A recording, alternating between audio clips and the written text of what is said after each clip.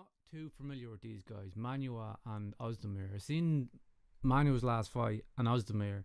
It was a really, really strange knockout. Ozdemir? I'm butchering it. They went into a clinch against the cage. Ozdemir kind of followed him up, and it looked like he just kind of punched him in the back of the head, right behind the ear, and he just dropped like a fucking bag of spuds. He just hit the deck. So obviously he does have crazy power in his hands. Looking at his record, it's Ovince Saint Preux, I suppose he bet as well. He's no slouch, decision. But I'm not sure, like, he did, fair enough, he did beat Misha, Krushinov. But it was such a weird knockout that it was kind of like, it kind of reminds me of Uriah Hall head kicking Misasi. And I'm like, we replay that fight again, and it's a totally different outcome. I don't think it was 28 seconds in the first round. Cherkinov knocked him out, but it was so strange. Like, I think it was nearly like a freak accident. That's what I'm trying to say. It's like a freak accident that I don't know what happened if it happened again. And Manu is making a real big name for himself as well. It's only two losses. Sorry, is Alexander Gustafsson and Anthony Johnson, 2 KOs. So, like that's nothing to be ashamed of. Two unbelievably good fighters, Gustafsson, Johnson. And I don't know, maybe the only thing to take from that is I think Johnson and Gustafsson are probably bigger than him. Yeah, I think longer, taller, and KO. I'm pretty sure Volkan is a big guy as well. I think this could be a very strange fight. I'm predicting this fight now, and I can see it going very, very slowly.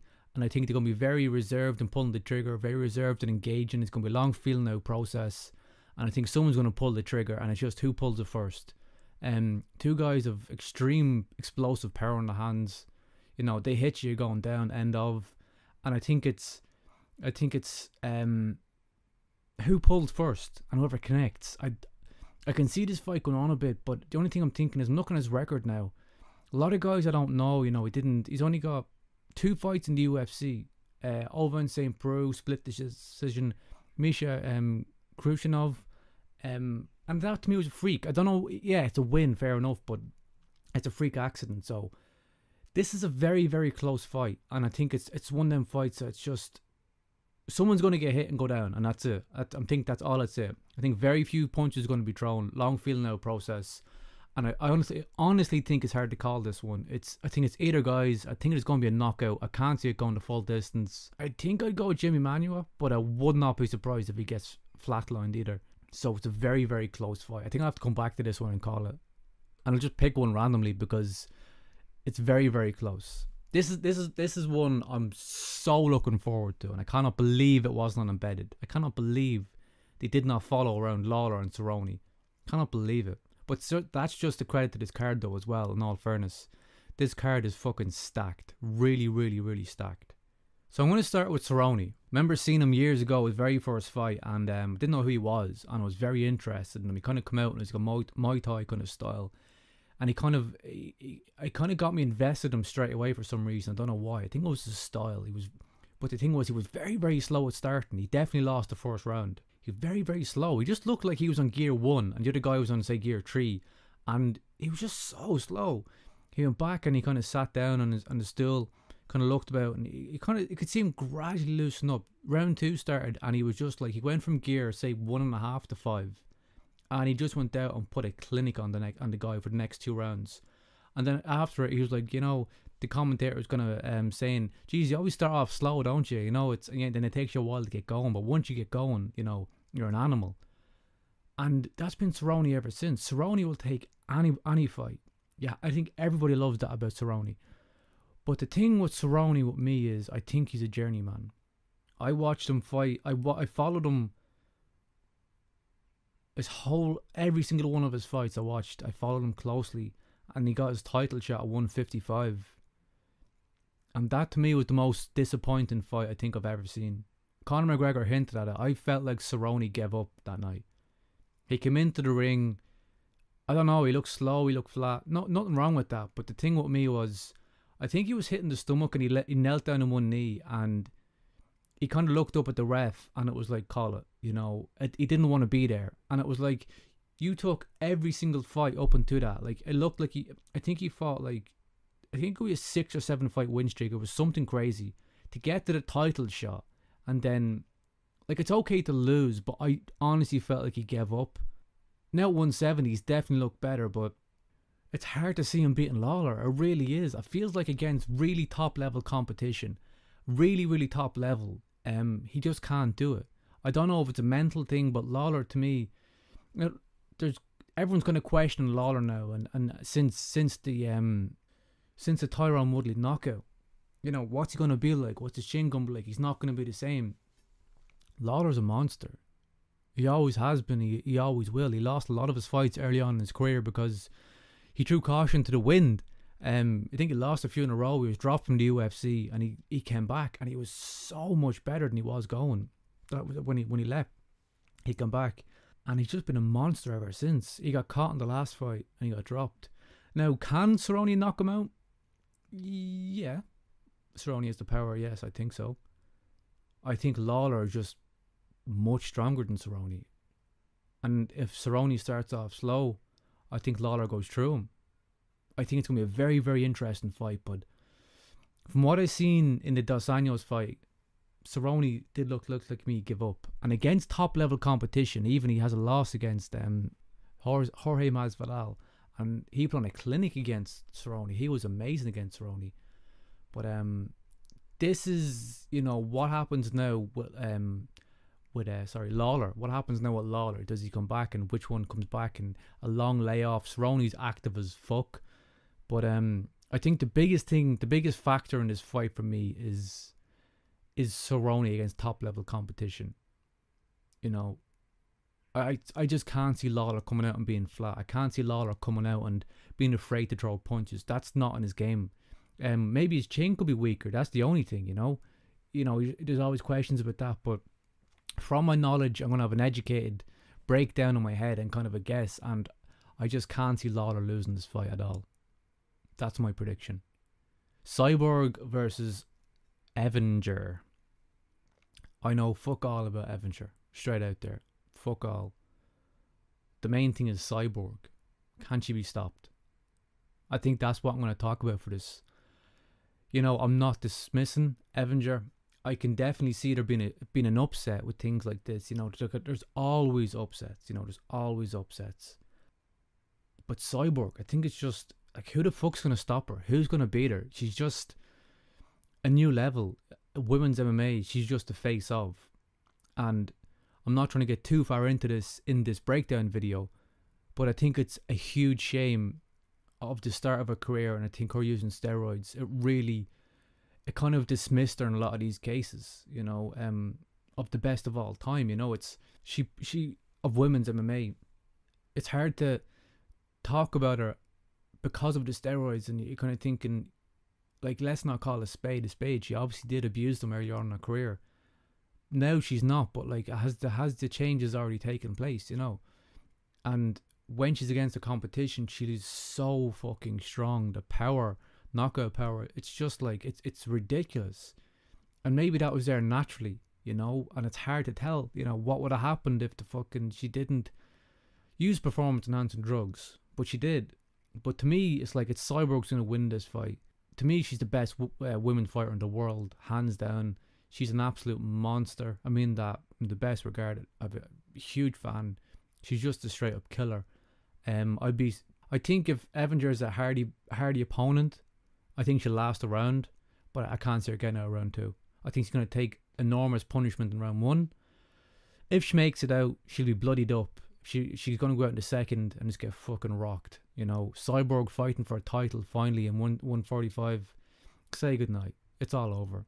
And she's going to be a champion. And put it this way, who the fuck's going to take the belt off her? Who? Holly Holm? Holly Holm will get fucking flatlined. I don't think Holly has the power to knock out Cyborg. I think Cyborg's going to walk her down and just do what she wants with her if Holly fights her next. But I just can't see Cyborg not winning this fight. And that's just simple as. Woodley versus Maia. I am so looking forward to this fight. So looking forward to it. I absolutely love Damian Maia. I love him. I followed him a while back, and I kind of see. I can't watch every single UFC just with time difference and stuff like that. Woodley versus Maia. I'm Maia all the way. I hope to God he wins. I've been following for so long. I just love the grappling part. You know, a lot of time I see him fighting and the fans don't get behind him because he's grappling. I'm looking at that and I'm like, I can appreciate that. The skill that man has, the level is just fucking phenomenal. Like when I seen him fight Gunny Nelson, Gunny's an absolute unbelievably good grappler. He schooled Gunny for 3 rounds, or 5 rounds, can't remember, 3 rounds I'm pretty sure. He schooled him. You know, Gunny put his hands up and was like, yeah, he's just better grappler. I couldn't do a fucking thing. He had me on the ground for like 3 rounds. And I was glued to the TV watching that fight. I thought it was fucking incredible. The skill Maia has is just ridiculous. But let's be real, if Woodley catches him, it's all over. You know, I think it's Maia's to take to the ground. But the thing is, Woodley's no slouch either. He's very, very strong. He's not going to be bullied in there. So I think it's going to be brute power versus technical. That's what it is. I think Maia's not going to, like, what's he going to do? Throw punches? You know, I don't think Maia's going to knock him out. Let's be real. I think he's to close the distance somehow. And the only thing good with Woodley, for Maia against Woodley is Woodley's, to me, not an extremely technical striker. You know, even against Stephen Thompson, it's this huge looping right hand. And if Maia can, you know, work it out how to get in close, take him down. Like, Maia has to get in close the distance, and then after negating his power punching, he has to try and figure out the puzzle that is Woodley and his wrestling, you know? And that's a very, very, very strong part of Woodley's game as well. Like, in my heart, I'm thinking Maia. In my head, I'm kind of thinking Woodley, you know? Can Maia get in close to him, take him down, submit him? He's to avoid Woodley's extreme power, you know? One hit, he's gone, you know? It's just end of. He's got extreme power, and then even up close, he's a very, very good wrestler. Can he take him down? Can he grab a neck and an arm, a leg? It's just, you know, what the fuck? But it's hard to see Woodley not catching him eventually, maybe. You know, stuffing takedowns, catching him and putting him out, you know? I'm going to go with Maia, because just to the hope, because I want him so bad. But think if I was betting, I wanted money, I'd go with Woodley. I think Woodley's a safe enough bet. But God, I hope I'm wrong. I want Maia so bad. Cormier versus Jones. The matchup. The rematch. What the fuck's gonna happen? You know exactly what this fight is. This fight revolves around Jon Jones. That's what this fight is. This fight is what Jon Jones shows up. This is the new Jon Jones, and it's how much of his old self is still in there. If his old self is still in there, if he's still the Jon Jones of old that we did not see against Ovince Saint Preux, if Ovince Saint Preux level Jon Jones shows up, he's getting smacked by Cormier. If the original Jon Jones shows up, Cormier doesn't stand a fucking chance. Calling a spade. Cormier is nothing, you know. Jones to me is probably the greatest MMA fighter of all time. I think, you know, is there anybody to argue against that? He's a fuck up. I think he is the greatest of all time. The only person who can beat him is himself. I think the biggest thing is just his mindset coming into this fight. He's been off for, 2 years on and off. He come back for Ovince Saint Preux, and that was a fucking god-awful fight. But maybe he just needed to get that out of his system after everything that happened, you know? Get it out, but he can't afford ring rust. He can't afford slow. Like, he needs to be fucking crazy level Jon Jones, back to the way he was against Cormier, and just school him. I think Cormier's just there, but I think he's always going to be Jones' second best. Even Cormier taking him down the last time at will, against Jones. Did I say that right? Jones taking Cormier down the last fight. I was just kind of sitting there going, like, this doesn't make any sense. Like, how can this guy be fucking good? He's got a blue belt. He's recently got his blue belt in Brazilian Jiu-Jitsu. And how long ago was it? A few years ago. He fucking choked out Lyoto Machida standing up. It's like he's a fucking blue belt against a multiple degree black belt, I think it is. The guy's just a freak. He's an absolute freak. you'll probably never see a guy like him again. Or with the level MMA is, maybe you will, but Jon Jones is a freak. I think the only person who can beat him is himself, 100%. And I'm seeing glimpses that the old Jones will come in, but it's yet to be seen. He might be a little bit slower than he was before. I don't mean physically slower. I mean, like, he's going to be more reluctant to engage straight away. He's going to want to feel him out, make sure he gets through the first round, unscathed, get the first round out the bag. I'm like, yeah, here we go again. A championship fight. I think he will be a bit nervous. The only thing I didn't like about his training, not looking too far into things, he spent way too much time around the belt, wanting the belt, looking at the belt when he's training. And I was listening to a great podcast with Dominic Cruz and Joe Rogan. And Dominic was kind of saying, his whole life was being a champion, and that's all he associated with. But when he lost it, now he's a better fighter, he feels, because he's okay without it. But I think Jones is very attached to it. Just too attached to it for my liking. But he's still fucking Jon Jones. But yeah, I just can't see Jones losing. If the old Jones shows up, Jones will win. It'll probably go the decision, to be honest with you. Let's say a 5-round decision. Jones wins unanimously. Woodley v Maia. I want to go with Maia rear naked, but if I'm betting, I go Woodley TKO. Cyborg v Evinger. Cyborg TKO. Lawler v Cerrone. Lawler TKO. Manoa versus Ozdemir. Manoa KO. And then I'll do the last two. Lamas versus Knight. This is on this is the prelim fight. Lamas versus Knight. I'll probably go on Knight decision. And Sterling versus Barrow, I'll go decision. I think that's what I pick anyway. Yeah. So it's been a quick breakdown of UFC 214, Jones versus Cormier.